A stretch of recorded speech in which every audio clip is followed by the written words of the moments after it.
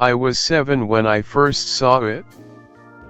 Playing in my room with my sister's dollhouse, I saw the giant, hairy beast in my mirror. I remember jumping away from the dollhouse when its deep, sunken eyes made my gaze. I screamed to my mom, and even though she checked every nook and cranny of the room, I knew it was still there, waiting for me to slip up. As the years went on, the problem had only gotten worse. My mother finally got me in to see a therapist, thinking it was the product of an overactive imagination. Several rounds of medication later, and I could finally bear to look at myself in the mirror, knowing the vision of this beast was gone for good. 20 years later, I've made a name for myself. I have many followers online, which is why I am being careful in posting this. I can't keep it inside forever. I just can't. Yesterday, I saw it again for the first time in years. I had done my makeup for a little coffee date in the city, got my outfit together, and hit the town. In retrospect, I had forgotten to take my pills. It was a quick decision, but by the time I realized, I was already downtown. I could just take them when I got back. The city felt overwhelming, but I had found that it was the kind of overwhelming I usually thrived in.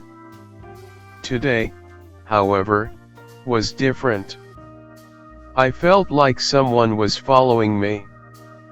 In the city, you're just a dot in the big painting, and odds are, nobody was following me, but I felt off nonetheless. I walked in front of an old, abandoned department store. One of the victims of the pandemic, though still standing tall in all its unflinching isolation. The windows were still a bit reflective, and I saw it behind me. I jumped back, and the pedestrians looked for a moment, only to go back to their lives, their toil. The longer fur, the bigger demeanor, and the dripping fangs caught my gaze, and I ran, stumbling over my heels, but refusing to stop for anything or anyone. I knew it was all in my head. The doctors, the therapists, the psychiatrists had convinced me of that throughout the years. I ran as fast as I could, until I was at the little coffee shop, barely able to catch my breath. My date was sitting there, and he was just staring at me. I walked over, introduced myself. For this story, I'll use Katie, though I have changed my name for anonymity. These kinds of breaks in reality were common, but if anyone in my life knew I was feeling it, I just know my whole life would fall apart. I caught my composure and began the date in earnest. He was nice. A career man finding time for love. He was a romantic, and I was definitely feeling it. I liked him. He made a couple odd glances at me, perhaps my mask falling momentarily, but overall it was a wonderful little date. Moving myself back to my little loft apartment, I saw many reflections, the beast shifting in size and shape, but textured the same. The eyes moved towards me, and the beast smiled. Or at least I thought it smiled. The thing became more humanoid the more I saw it, its eyes settling, its mouth forming, and its teeth receding until it looked almost human, but not quite. The giant feet, hands, and wide stature forced itself into the corners of my vision, and as I got out of the bus taking me home, I ditched my heels and made a run for that. I pulled my blinds, turned off all the lights, and attempted to breathe for once. I had calmed myself down a bit. After my long shower, I washed all the inlay sweat and dirt from the city until I felt clean. Mostly clean. As clean as I could reasonably be. As the steam washed over my bathroom mirror, I opened the door to let the cool air defog it a bit, so I could at least take my pills and do some minor skincare. I used a rag to wipe off a little square of my reflection, and began my work. Or at least I tried.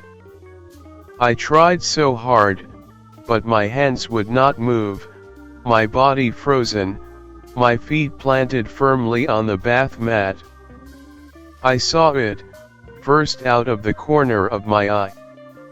The beast, oh the beast that had haunted my nightmares and taunted me on my sleepless nights.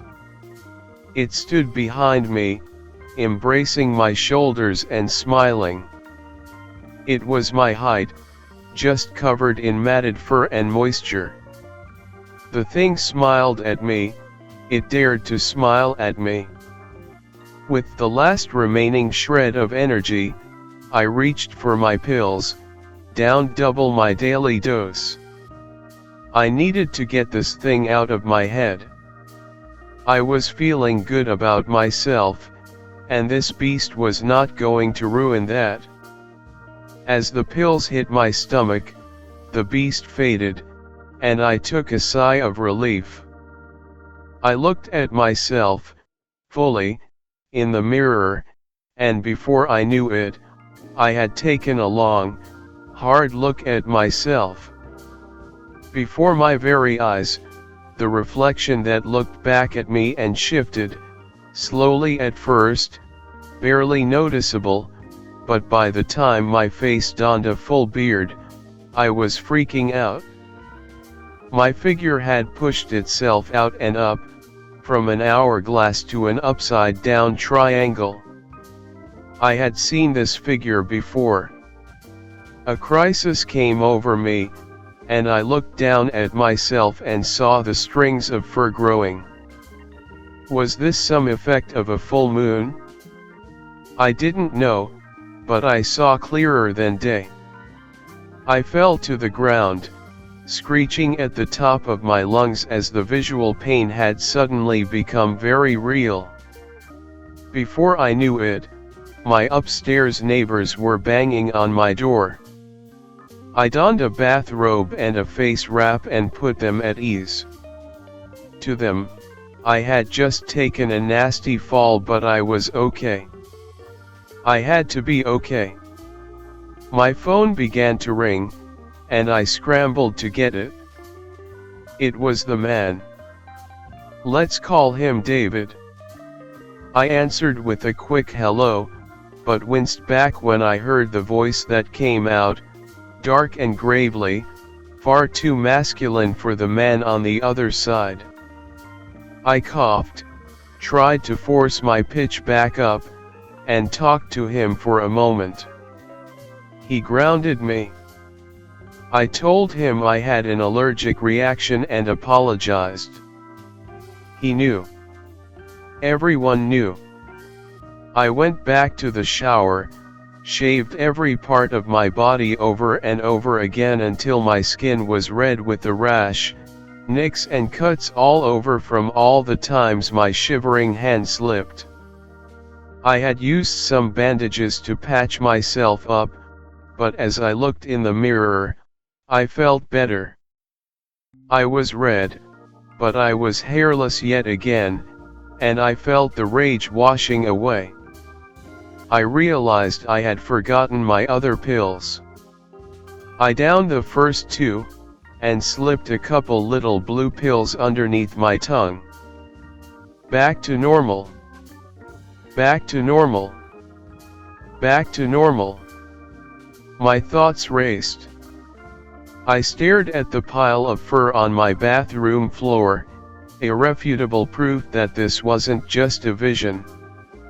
Is this the new me, or is this the me I have always been but too dumb to notice?